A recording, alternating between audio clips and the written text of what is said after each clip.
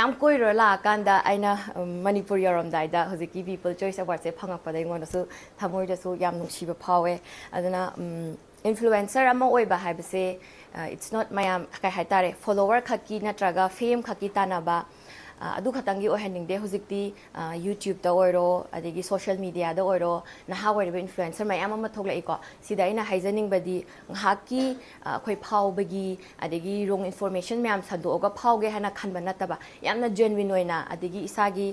culture ade isagi root masa khangna promotion to haninge aduga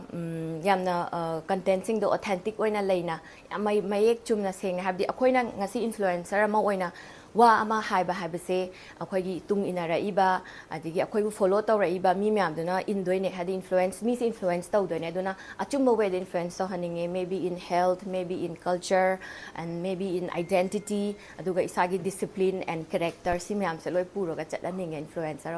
oin ngasigi mamalyam tanglaba miku aina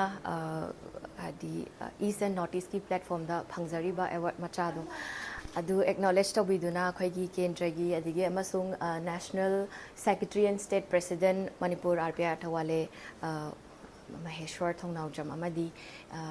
konjing hazari lekai gi imaibel amadi ima chamnipan mayam pumnamak na ngasibu ngasi ai reception tawbiba aibu smaina opi bagi damakta hainingai leitana thagachari aduga amukasu khurumjari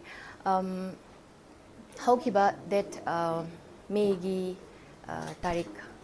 kaya no trying toy that was the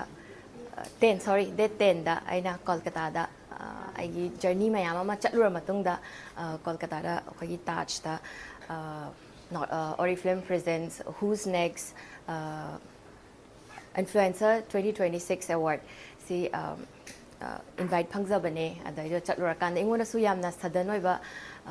ka haitar yam surprising oiba award ama moina people choice award se ingona pirakpa ada haidi matamda aina ngasi phauta aina tawjariba thabak tawjariba career chahi tara trade sida acknowledge oina northeast and east india gi smaina acknowledge tawbirakpase aina award to phangma matamda aigi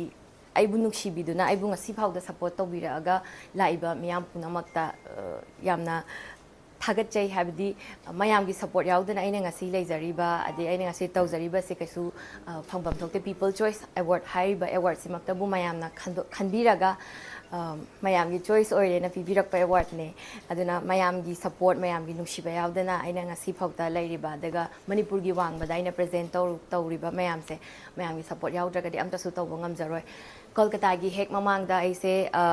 Maldives ta muk mogi hotel promotion gi influencer oina kaure e adugi su aise week amarom mogi Maldives ta promotions and kenogi chachari adugi hek mamang da China gi Yunnan province ta Yunnan media na muk almost 10 days muk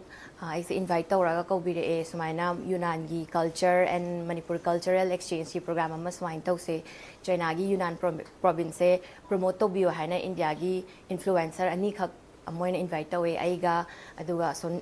Jaipur rom dagi male Janvi na ibani chatlaga tawjarubane so mayam koiro la kanda aina manipur yarom daida hojiki people choice award se phangakpada ingona su thamoi da su yam nungsiba phawe aduna